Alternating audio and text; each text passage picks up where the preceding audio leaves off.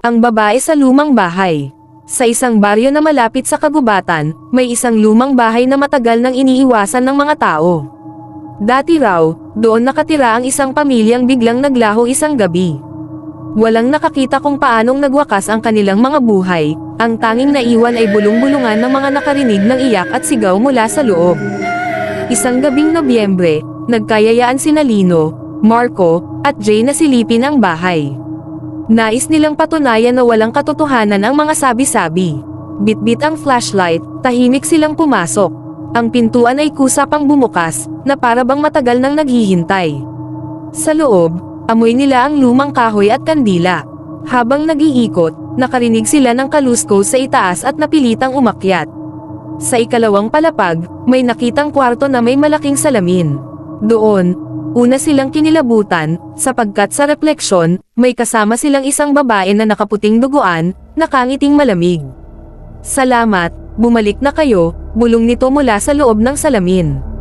Nagkandetarente sila. Nang bumalik ang ilaw mula sa flashlight, biglang nawala ang pinto palabas. Sa halip, bawat pinto ang binubuksan nila'y nagbabalik lang sila sa parehong kwarto. Habang tumatagal, nagbabago ang paligid, ang sahig ay nagiging basa't maitim, ang mga pader ay nagkakaroon ng bakas ng dagwang kamay. Narinig nila ang iyak ng bata. Nang sundan nila, wala silang natagpuan kundi duyan na kusa pa ring gumagalaw. Sa kisame, nakaukit ang mga salitang, "Hindi kayo makalalabas." Biglang itinapon ng isang hindi nakikitang puwersa si Marco. Nang lapitan siya ni Lino at Jay, nagulat sila sapagkat nag-iba ang anyo niya. Itim ang mga mata, at boses babae ang lumabas mula sa kanyang bibig. Isa na lang ang kulang. Nang lingunin nila, bumalik ang salamin. Doon, nakita nila ang kanilang mga refleksyon, ngunit hindi sila buhay. Mga bangkay silang nakasabit sa kisame. At sa kanilang likod, nakatayo ang babaeng nakaputi, ang lihim ng babae. Lumang kwento ng mga matatanda ang lumitaw, ang bahay ay pag-aari raw noon ni Isabel, isang ginang na may anak na babae. Mabait at relihiyosa si Isabel, ngunit ang kanyang asawa ay malupit, sagalero at palaging lasing. Isang gabi, nang mahuli nitong may ibang lalaki si Isabel, nagwala ito at pinatay ang kanilang anak sa harapan niya.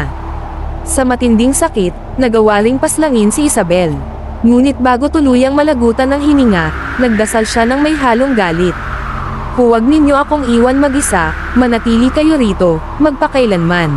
Mula noon, ang kanyang kaluluwa'y naipit sa salamin ng kwarto kung saan sila pinatay. Ang sinumang papasok ay nagiging bahagi ng sumpa, at unti-unting nadaragdag sa koleksyon ng kanyang mga multo. Hanggang ngayon, sinasabing kung papasok ka sa lumang bahay at tumingin sa salamin, makikita mong hindi ka nag-iisa. May mga aninong nakasabit, may umiiyak na bata, at isang babaeng nakaputi na nakangiti, naghihintay ng susunod na biktima.